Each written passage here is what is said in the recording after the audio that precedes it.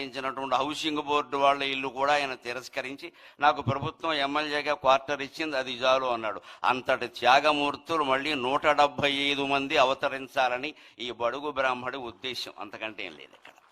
175 మంది అదే ఉద్దేశంతో ఉండాలి. అన్నీ తీసి పారేస్తాం, మనకేం అక్కల, ప్రజలకు సేవ చేయడమే గొప్ప విషయం. ఉన్నాస్తులు కరిగించుకున్నటువంటి నాయకత్వం మండలి వెంకటకృష్ణారావు గారిది. ఇది ఎక్కడి నుంచి వచ్చింది అంటే మన సంస్కృతి అటువంటిది. న కర్మణ న ధనేన అంటారు, న కర్మణ న ప్రజయా న ధనేన త్యాగేనైకే అమృతత్వమానసు. నీవు చేసిన యజ్ఞయాగాది కర్మల వల్ల కానీ, ఏ కార్యక్రమాల వల్ల కానీ నీకు అమృతానందం కలుగుతుందో లేదో చెప్పలేం. నీ సంతానం వల్ల కూడా నీకు అమృతానందం కలుగుతుందో లేదో చెప్పలేము. సంతానం అంటే ఇవాళ ముందు సంతానం, తర్వాత సంతాపం, అనుమానం ఏం లే. ఫాలోడ్ బై డిన్నర్ అంటూ ఉంటారే, సంతానం ఫాలోడ్ బై సంతాపం. అంతకంటే లేనివాళ్ళు లేరని ఏడుస్తారు, ఉన్నవాళ్ళు ఉన్నారని ఏడుస్తున్నారు, అంతకంటే ఏం లేదు. ఈ సంతానం వల్ల నీకు అమృతానందం కలగదు. ఎన్ని 100 కోట్లు సంపాదించినా నీకు అమృతానందం కలగదు. త్యాగం చేస్తేనే అమృతానందం కలుగుతుంది. అది కృష్ణారావు గారి జీవితం. ఇట్టి ఈ క్రమశిక్షణకి ఎన్ని ఏండ్లు, ఇట్టి త్యాగానుభూతికి ఎన్ని ఏండ్లు, త్యాగమున అమృతత్వమునందుమనడి వేలేండ్ల సంస్కృతి ప్రాణమీవు, త్యాగమున అమృతత్వమునందుమనడి వేలేండ్ల సంస్కృతి ప్రాణమీవు. ఆయన భాషాభిమాని, కేవలం అభిమాని కాదు, ఆయన తప్పులు దిద్దేవాడు. ఓ మాస్టర్ అబ్బాయి కదా, గురువు గారు అబ్బాయి కదా, బుద్ధి చెప్పేవాడు, బుద్ధి తేనేమయ్యా అన్నాడు వేమన్న గారు. అందుకని ఆయన తప్పులు దిద్దేవాడు. టీచర్స్ డేని తెలుగులో గురువు గారి దినం అంటుంటే ఆ మాట ఏమిట్రా అన్నట్టు ఆయన. ఎందుకంటే దినం అనే మాట తెలుగులో ఎక్కడ వాడతారో అందరికీ తెలుసు.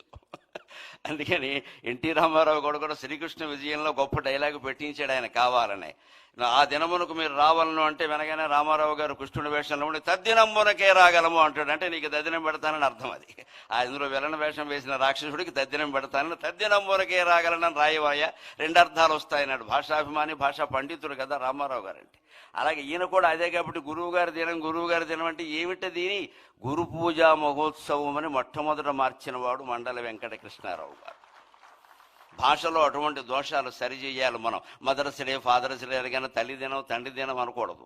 మనకి దినాలు పెట్టి అలవాట్లేదు. ప్రతిరోజు తల్లిని గౌరవిస్తాం, ప్రతిరోజు తండ్రిని గౌరవిస్తాం. మనకి డేస్ జరుపుకోవడం మానేసి వాళ్ళ పుట్టినరోజు నాడు వాళ్ళ దగ్గర కూర్చుని పారసేవ చేస్తే అది మాతృభాషా దినోత్సవం, మాతృదేవీ దినోత్సవం కూడా అవుతుంది. అటువంటి ఆదర్శాలన్నీ మనం స్వీకరిద్దాం. ఇవాళ మండలి బుద్ధప్రసాద్ గారు కూడా తండ్రికి ముమ్మూర్తుల 100కి 100 పాళ్ళు ప్రతిరూపమైనటువంటి వ్యక్తి.